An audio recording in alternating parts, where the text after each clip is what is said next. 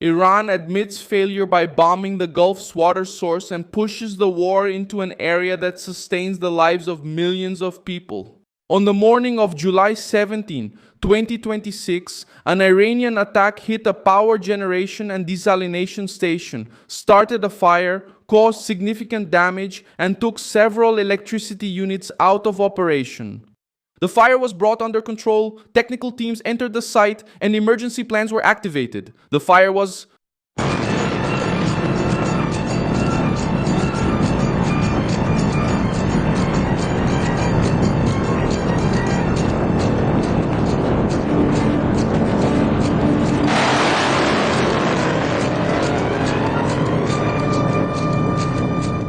The attack happened while the United States was expanding bombings against bridges, airports, coastal surveillance, and military routes in southern Iran.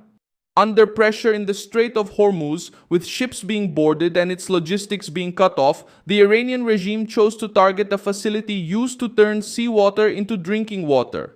It's a brutal escalation because about 90% of the water consumed in Kuwait depends on desalination. The fire wasn't just at a technical facility. It was a central piece of the daily survival of a desert nation, where a long interruption can affect homes, hospitals, industries, and public services. Tehran tried to respond to American pressure by spreading fear among neighboring nations and put civilian water supplies in the line of fire. In response to Zua's attacks, Iran launched missiles and drones at Qatar, Bahrain, and Jordan.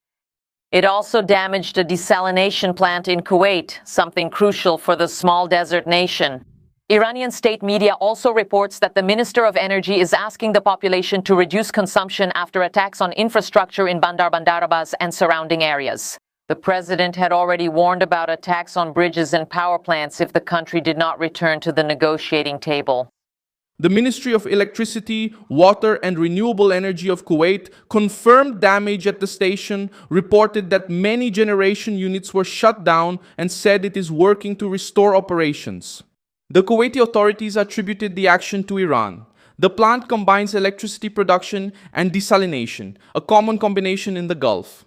When the power is hit, water production is also threatened. Kuwait managed to control the fire, but the episode showed how a single attack can put two essential services at risk at the same time. Kuwait's dependence explains why this offensive causes so much concern. About 90% of the nation's drinking water comes from the sea after going through industrial processes.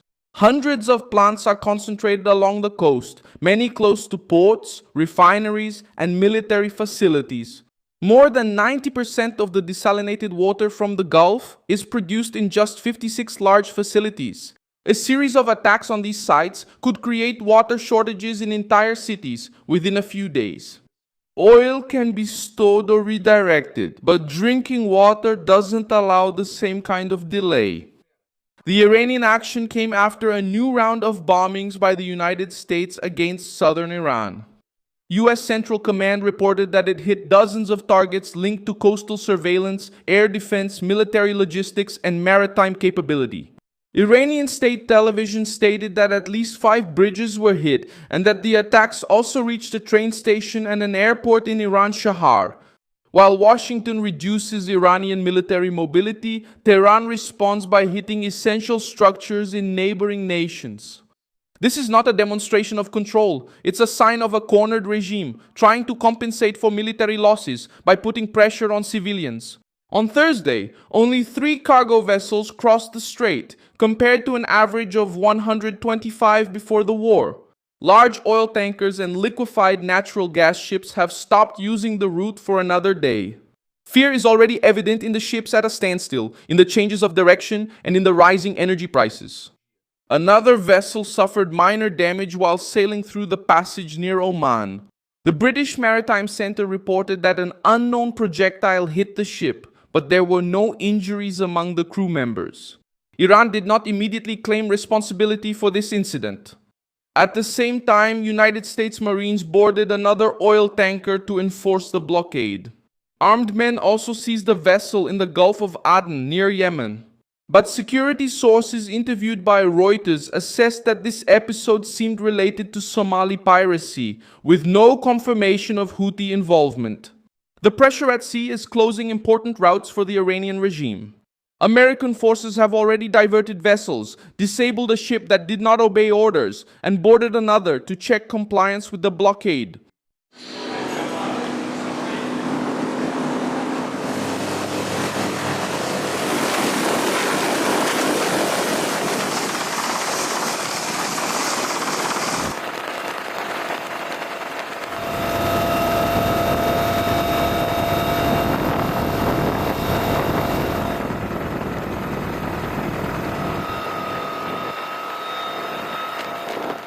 Deployed in January.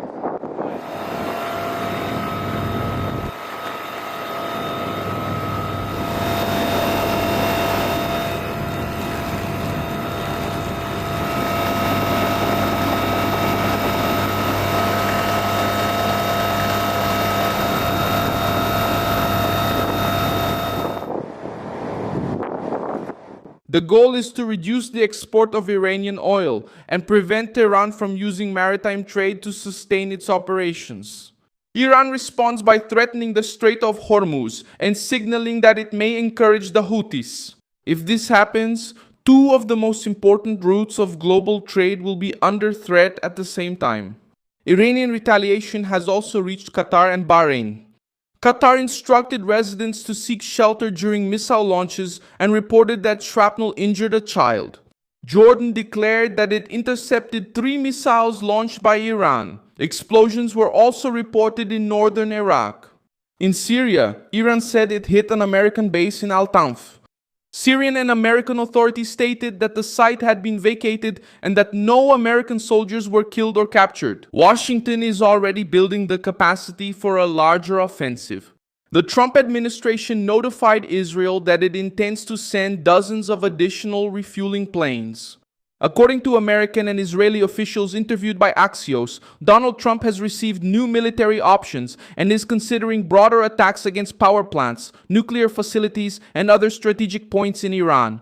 The final decision has not yet been announced, but the reinforcement allows fighter jets to remain on mission longer and reach distant targets. The United States already maintains about 30 aircraft of this type at Ben Gurion and a similar number at Ramon Airport. The deployment of new aircraft shows that the United States wants to preserve freedom of action in case Iran continues attacking essential facilities of the Gulf nations.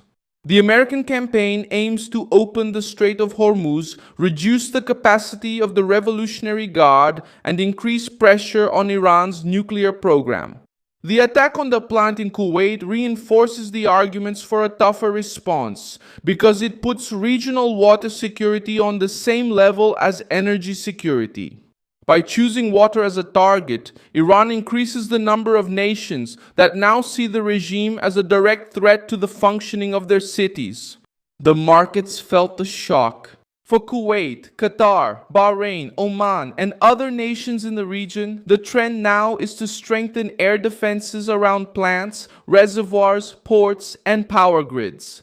Each new attack on the water supply increases the pressure for actions capable of destroying the Iranian systems used to launch missiles and drones before another essential facility is hit.